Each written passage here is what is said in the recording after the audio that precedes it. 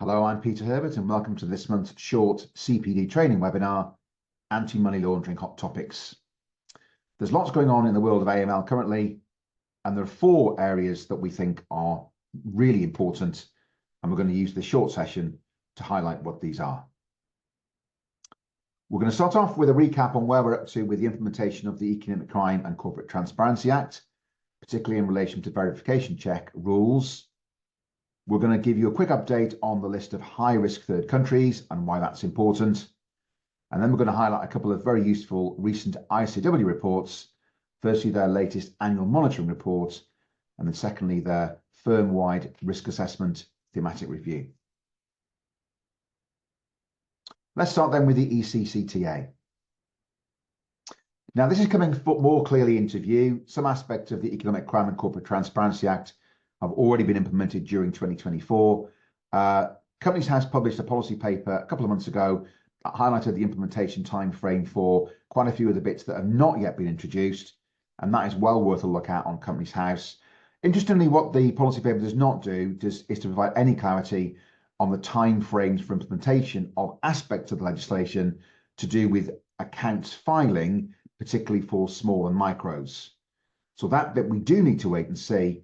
But one thing that's certainly become clearer is the time frame for implementation of the new rules in relation to verification checks for directors, PSCs, and others.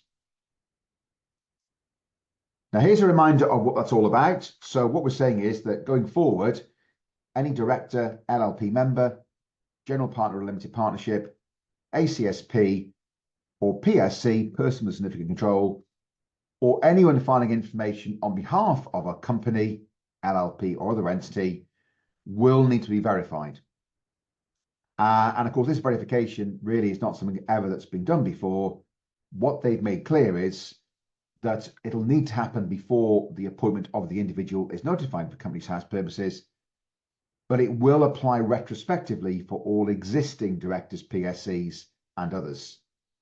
And that obviously will be a very, very big task. The time frame is now becoming clearer based on the policy paper. So autumn 2025, we are told, for newly appointed directors, PSCs and others, within a 12-month transition period for existings. And I guess the expectation we had was it would be a bit earlier than that.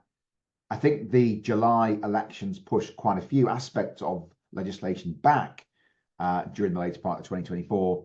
And this is absolutely one of them. So yes, I suppose late next year, this will start to take effect with autumn 26 for existing directors, PSCs, and others. Now, as discussed before, the way that can be done is either directly by the individual concerned or via an authorised corporate service provider. That will be typically a firm of accountants. And I guess what ACSPs will need to do is decide whether they've got appetite to help clients with this, or whether they want to push the client more down the route of doing it direct. I think lots of firms that will be PSCs that do company secretarial work will want to help and support. And that's why I think for firms, it's a very relevant issue as the details become clearer, which will continue to happen, I think, during 2025. Now, Companies House have issued some draft rules regarding what the process will look like. I think we do need a lot more granular detail, and that I think will in due course be forthcoming. The draft rules talk about the way it would work if you're going to do verification yourself as the individual, or when you're going to go down the route of getting an ACSP to do it on your behalf. And yeah, what we're saying fundamentally is that where it's done via an ACSP, there are two options. Option one will be one where the ACSP will need to have sight of one piece of documentary evidence from a particular list, where they are able to check that document's cryptographic features. Where that's not the case, and I think probably the technology that firms have will not necessarily lend itself to checking cryptographic features or the authenticity, veracity, I suppose, of the identity documents, then there will be two documents that will need to be seen, either two from Group A on this list, or one from Group A and one from Group B.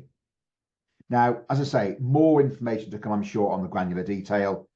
I think there's lots of questions we're getting currently on courses around how this will dovetail with the work that firms do from a verification checking point of view for AML purposes, there clearly will be a link in, but let's just see how the detail shapes up going into 2025. More information, I'm sure, will emerge as we go through next year. Okay, on to topic 2, which is an update on high-risk third countries. Remember, the way this works is that when you're acting for a client established in a high-risk third country, you are allowed to act, but you've got to consider that client to be a high-risk client, and you've therefore got to undertake enhanced due diligence. Now, the process for this has slightly changed in recent times. Until recently, we've had our own UK list, very much based on the list developed by an organisation called FATF, the Financial Action Task Force. What we're now doing in the UK is actually adopting lock, stock and barrel, as it were, the FATF list, but the process really will be very, very similar. Just being aware and alive, I suppose, to countries that are on the list, and then being mindful that in the probably for many firms quite unlikely event that you're acting for a country in a high-risk jurisdiction, you will need to consider that client to be high risk, and you will therefore need to do enhanced due diligence. The 3 triggers for enhanced due diligence, or EDD as we call it, would be either number 1, you're acting for a client in a high-risk third country. Number 2, you consider that client to be high risk based on your risk assessment, or number 3, that client is a politically exposed person. So important to be aware of. The list does get periodically updated. The update here is from October 24, and that's where we are in terms of the high-risk third countries that are currently on the list. Right, on to topic 3, which is the Institute's latest annual monitoring report. And here it is. It's a very useful document. All the various professional bodies do publish their own annual monitoring report in terms of providing output from the sort of review work they do within firms in relation to the AML regime. I find the Institute one is particularly helpful, particularly illuminating. I absolutely know that different professional bodies do very much sort of see the same sort of issues. So, you know, whatever professional body you're a member of, this is well worth a look. And yeah, the title I think here is quite interesting: Protecting Against Professional Enabling. The basic thrust of this document is that if you're not taking your obligations seriously under the AML regime, then you are, you know, potentially unwittingly enabling criminals to engage in money laundering activities. So that sort of title I think is quite a bold title, but it reflects the risks, as I say, if firms don't embrace the regime in the way that they need to. Now, I'm not going to go through all the detail. It's well worth a look. You can access it through the Institute website.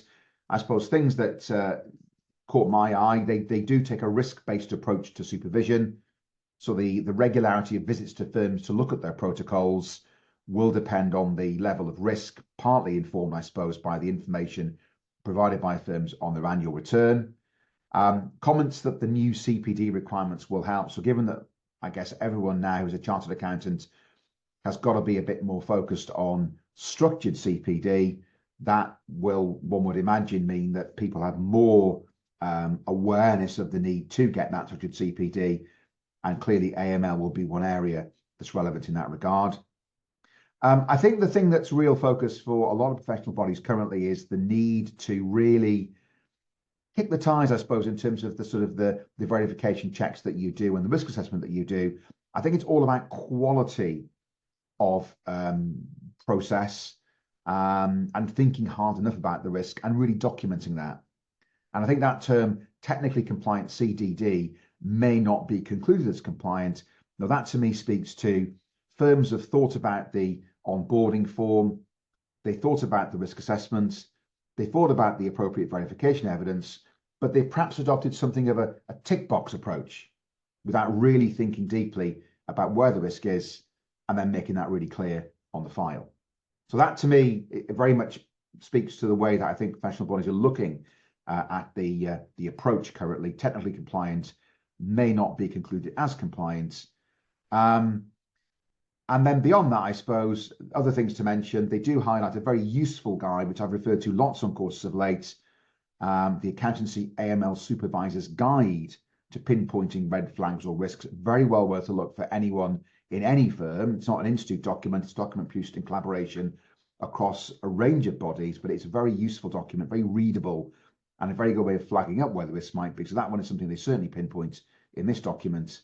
And again, the concern that perhaps sometimes people are a little bit blasé, certainly in smaller firms, don't assume it will never happen to you.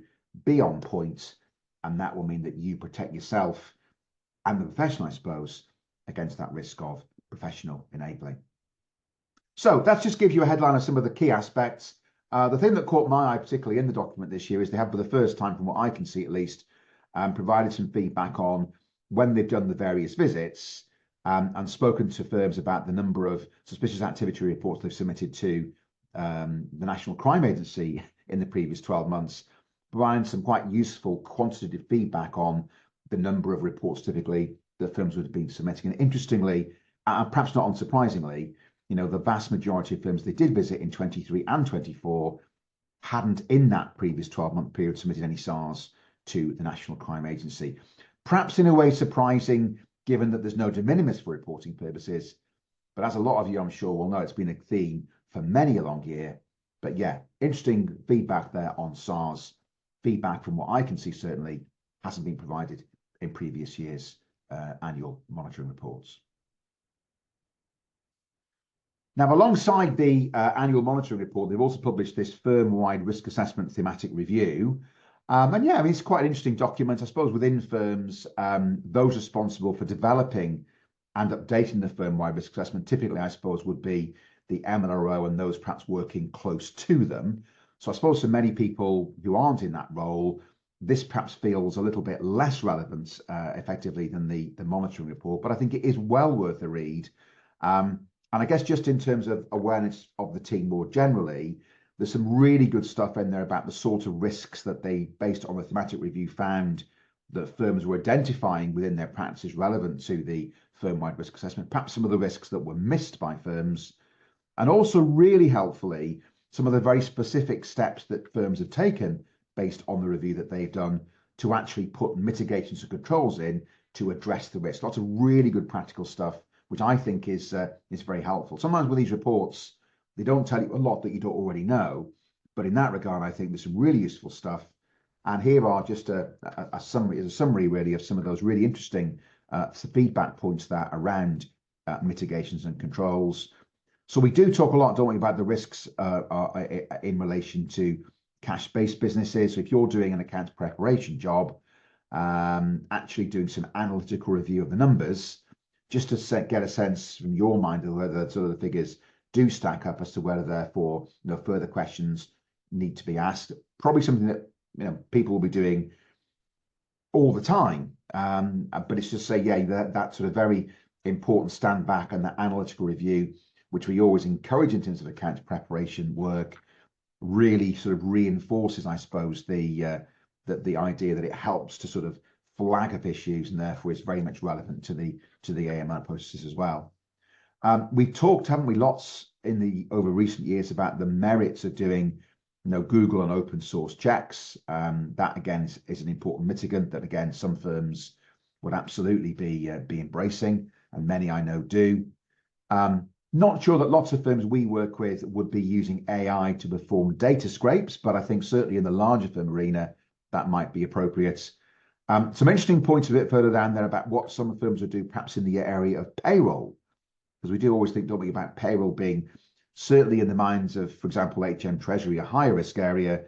So some useful sort of practical points there that I know many firms will already embrace. And then just this embedded culture that staff undertaking bookkeeping and accounts preparation work, will highlight unusual transactions, encouraging people to escalate things that don't quite look right. Now we are all, I suppose, fighting the same battles in the trenches, and whether you're a senior person within a firm or a very junior person within a firm, everyone's got the chance to sort of see things that don't quite resonate. If everyone's escalating things when they ought to and being proactive, that's putting firms in the very best place to spot criminality and make relevant reports to the National Crime Agency as required. Okay, so those two documents, well worth a look, whichever professional body you're a member of. But that's it, really. That's the four key things that we're sort of emphasising currently on the longer courses on AML. A very short, sort of snappy summary there of those 4 aspects. So the ECCTA update, the update on high-risk third countries, and a bit of an overview there of the latest monitoring reports and that Institute firm-wide risk assessment thematic review. Hope that was useful. Do drop into a line if you want to query anything we commented on today's session. Inquiries@insight-training.co.uk. Our website, www.insight-training.co.uk, provides information on our full programme of public courses for 2025. Thanks for listening, and I'll see you